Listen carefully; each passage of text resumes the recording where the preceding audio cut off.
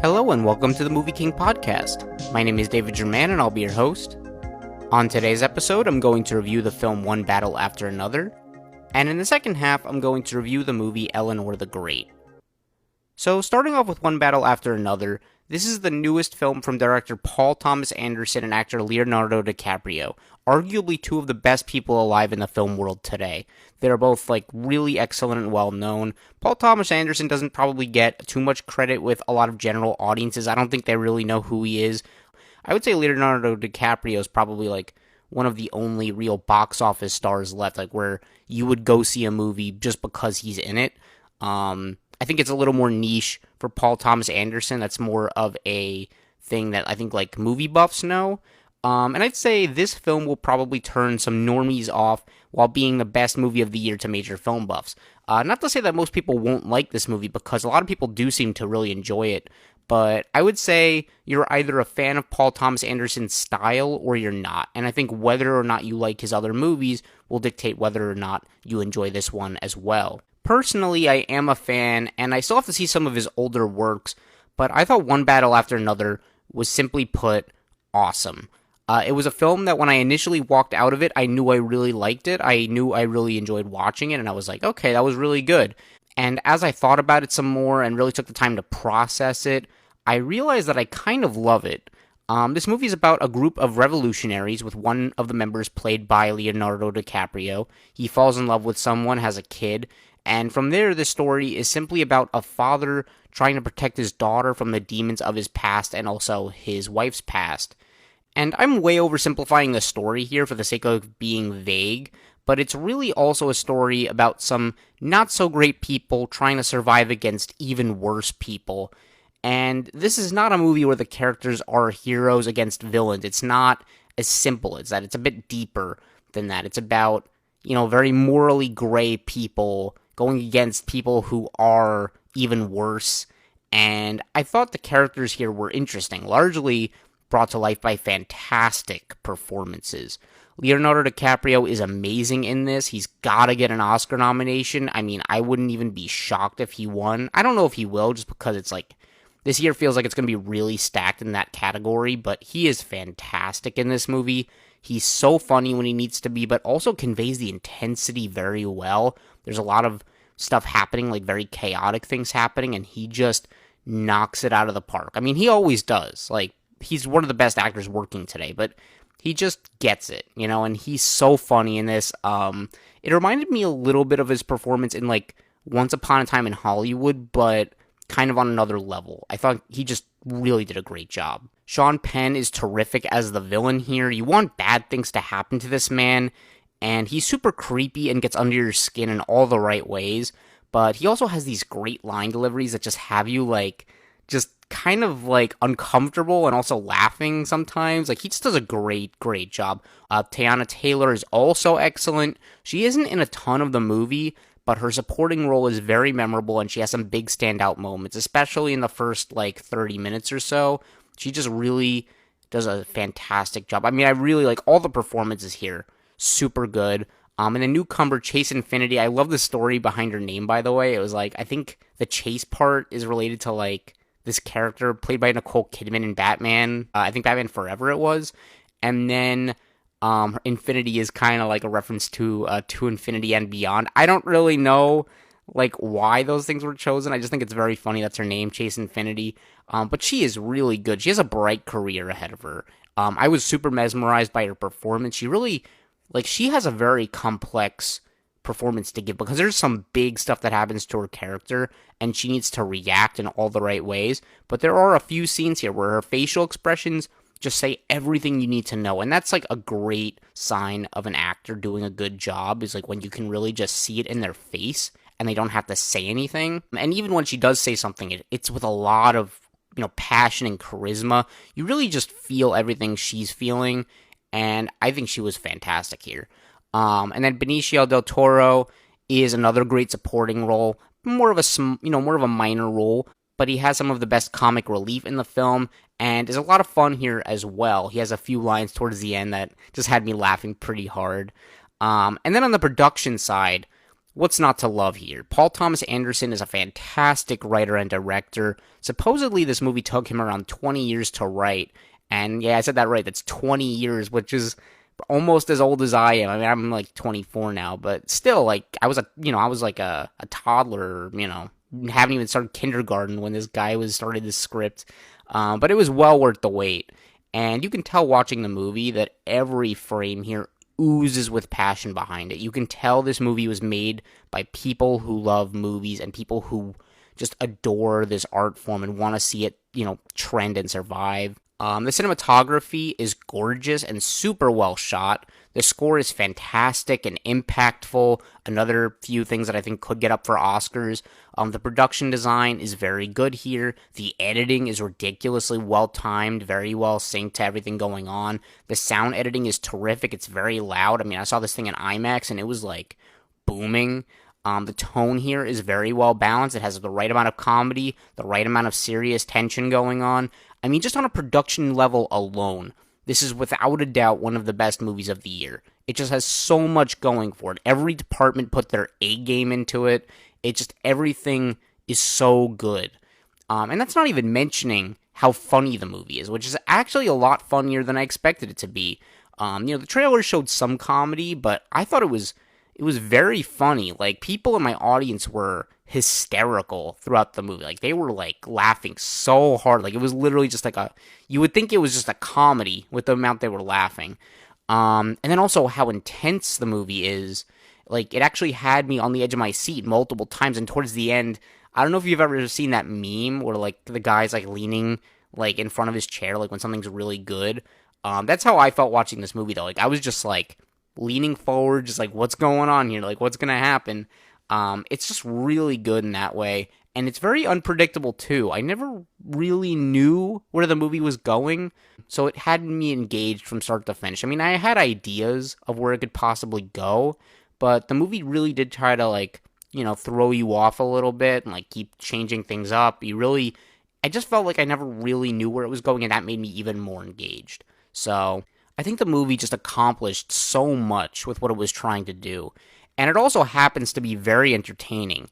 Even with a runtime close to around 3 hours, it doesn't overstay its welcome. It does feel a little on the long side. I mean, I'll be honest, it does feel like, maybe around 2.5 hours, but I never found it to be boring or slow. Like, I felt like it moved along nicely. It had a real pace and rhythm to it. I wasn't sitting there like looking at my watch being like, all right, when's this thing going to end? I wasn't thinking that. I was just like really enjoying the movie for what it was.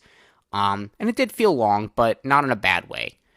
And even this very long opening the movie has serves the story well and lays the groundwork for what's to come. It feels necessary by the end of the movie. It is very long, but it feels well earned. And I thought that was really good.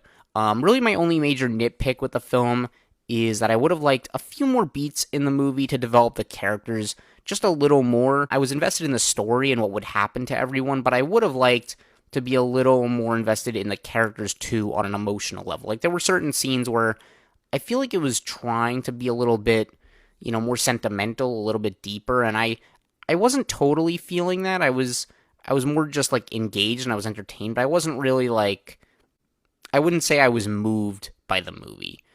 But that's not necessarily a bad thing. I mean, I've heard people online say that on a repeat viewing, like, it actually does, hit more on an emotional level. So I would be curious to see if that happens to me on rewatch, because it's just such an overwhelming experience the first time. You're really, like, just so into everything happening that you're not focusing too much on the emotions. But I think maybe now that I know everything, maybe it will hit a little more on a second time. We'll see. That might go away on a second watch. But as of my first time, that's really the only big issue I kind of had with it. It's not even really like something that really took away that much, but if I'm looking for a critique, that would probably be it. But other than that, I had a great time with this movie. It's almost certainly going to be a major awards contender, and deservingly so. I'm sure a lot of people will have different reactions to the film. And, as I said, when I was watching the movie, some people were like hysterically laughing. You could tell they were loving it.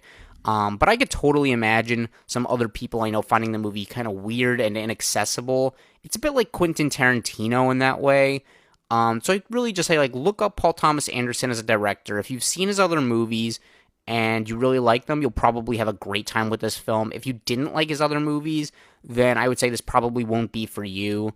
If you're not really sure and you don't know him as a director, then I'd say give it a chance. Worst thing that'll happen is you don't like it, and that sucks. But at least you're supporting an original movie.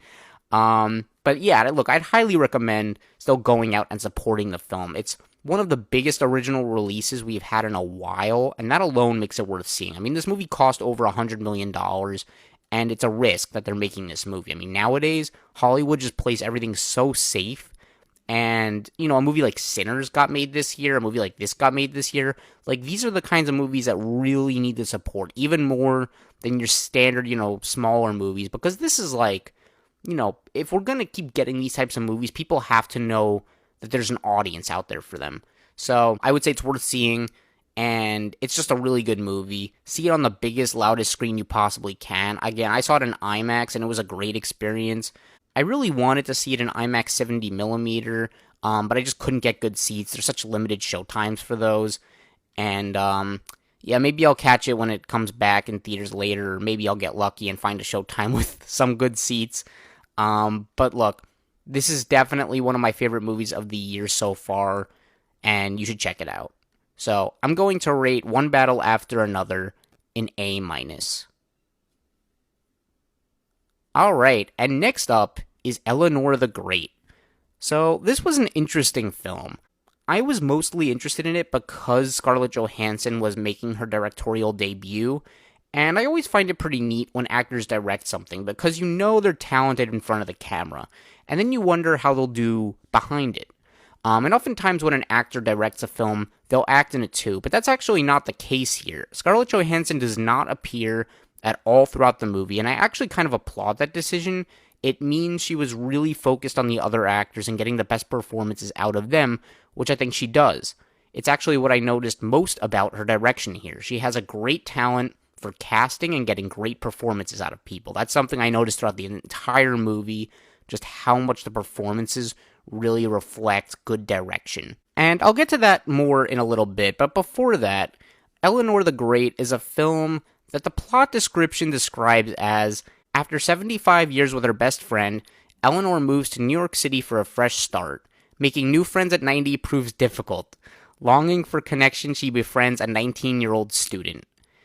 And that's the synopsis you see on Google. Now, that sounds like a fairly basic plot, but it's actually a lot more controversial than that. And I'll give a quick spoiler warning here, because I'm going to describe the real plot to this movie. So if you don't want to know anything more, then you can come back to this review another time. I'm not going to get into more detail about what happens in the movie from there, but I'm going to describe the real plot to the film. So if you don't want to know anything, this is your final warning. I'm going into more detail now. So the actual plot of this movie is that this old woman named Eleanor moves to New York City and lies about being a Holocaust survivor in hopes of connecting with other people. And there is a bit more nuance to that situation than just that, but it's very similar to a movie like Dear Evan Hansen, where the lead character does some very morally wrong things for their own personal gain. And I really didn't like Dear Evan Hansen. I thought that movie went way too far and made it so this lie Evan made to other people was so insensitive and so tone deaf, and made his character go to a point so far past redeemable in any way. I was just watching that character being like, you deserve everything that's coming to you. You don't deserve, I understand there are some people who think he is a sympathetic character, and I'm glad some people like that, but I just thought Dear Evan Hansen just really was so far past the line that I couldn't even get on board with it at a certain point. And that made me nervous for Eleanor the Great, because this kind of story can go one of two ways. You can either feel for the character, or you can just be so against them that everything else doesn't matter. And in the case of Eleanor in this film, I think her actions were wrong, but the script makes it pretty clear that her intentions were at least pure, and in my opinion, there's a clear effort into showing her thought process and all of this, so she's not exactly happy she's doing it. She's not, basking in everything good going on. She's not, I don't know, it doesn't really, it has a little bit of a twist on it. It's not like she's just doing it because solely of her own gain. It's not just that. There's a little more to it. I'm trying to be vague about this all because there is a lot more reasoning to it. I just don't want to say anything more than I need to. But I'll just say that I think Eleanor's actions were at least kind of justified in the movie. Like, I don't think she was right for doing what she does, but I think there's at least enough reasoning that you can at least, like, look at her and say, I understand why you did it. And going back to the performances, though, June Squibb is great as the lead. She's a great actor, and it's pretty amazing to see a 95-year-old woman as the lead star in a movie and still looking great. I mean, I hope she lives forever. She's really good. I saw her in Thelma last year. That was a really good movie. Go check that one out. But she is great here, too. She has a different kind of performance here. Really enjoyed her a lot. Some other supporting actors here, including Jessica Hecht, Chiwetel Ejiofor, and Rita Zohar, do a great job. They each have some touching sequences, and you can feel a lot of them pouring their heart into their scenes. There are some really touching moments with each of them that I really enjoyed. But I have to say, the real MVP of this film to me is Erin Kellyman. Despite how good everyone else is, and everyone is really good, Kellyman just blew me away. I've seen her in a few other projects, but this just made me see her in a new light. She's just exceptional here. There are several scenes where she showed so much emotion and was just a powerhouse on screen. I'd love to see more from her in the future. She really, there's just some scenes here where she just really knocks it out of the park. And a few moments also where, similar to what I was describing earlier, she says so much with her face alone that she doesn't even need to say anything. Like, you just feel everything she feels just by looking at her. You're like, I know exactly what's on your mind. And she's great.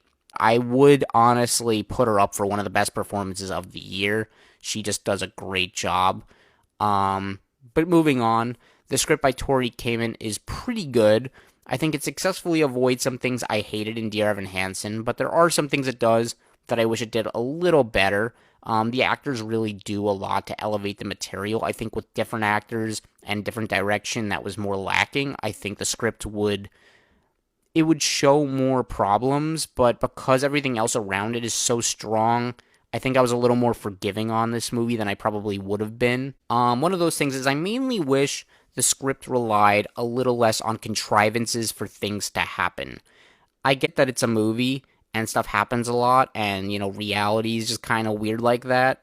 But this movie had a ton of circumstances that were purely coincidental and had characters acting in a certain way to move the story forward that I didn't really feel like were warranted or built up.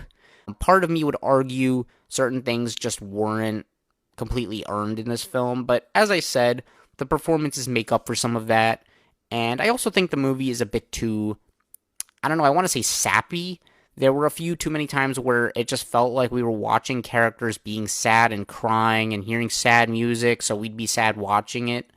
And this is partly because of the script and direction together. Like, I think the script kind of puts these moments on the page, and the direction makes it even more sappy. And I don't want to say it was manipulative, but I don't know. I don't love when movies do this. It felt like it was just trying to make me sad to get an emotional reaction out of me instead of truly earning it, which is what I was going back to saying about contrivances happening. Things just happen because they need to happen, not because they're built up. It just kind of feels like the story is requiring a lot of these things to happen instead of naturally weaving them into the story. And it's also a very predictable movie and does just about every trope you'd expect in a movie like this, which makes some of these moments feel even more just kind of contrived. You're like, oh, of course that had to happen. Of course these things were going to happen in this story. But with all that said, I did still like the movie quite a bit. It was entertaining, and I liked the characters. There's a nice message about how we process grief and the different ways in which we see grief unfold in different people, and kind of the different ways in which people want to connect with one another and isolate and do different kinds of things like that. I thought it was a very touching message, and I think it was effective. And I think it actually does handle the subject matter pretty well. I mean, with it being about the Holocaust and about, those survivors, I think it actually handled a lot of it better than it could have in a different movie with different people. I thought I might hate this movie because it's touching on something just so sad and sensitive for a lot of people, but you could tell that everyone involved cared about getting it right and being respectful. I mean, I think I even heard that, a lot of the people in like the support group were real survivors too, so it felt like they were actually getting real input on a lot of it. I'd also like to note that this movie is very similar to another movie I saw this year called Twinless. I unfortunately didn't get to review that movie on here because I saw it a while ago after it came out, and there's just a lot of stuff I wanted to review otherwise, and it's hard to be able to review everything I watch, but please check that movie out. It's great, and I'll almost certainly be talking about it some more on my top 10 movies of 2025 in a few months. But these movies were pretty similar and share some similar kind of themes and story ideas, but yeah, Eleanor the Great was a good movie. It's not amazing, and it probably won't get nominated for any Oscars as far as I can tell, but it is worth your time if you're interested. I will note it may rub some people the wrong way, and I would totally understand why, because, again, this kind of subject matter is bound to be controversial with some, and the same way Dear Evan Hansen really worked for some people and didn't work for others, I could see this movie kind of having that same effect on people, but honestly, I mean, I enjoyed it, and I was moved by it. So I'm going to rate Eleanor the Great a B. And that about does it for this episode.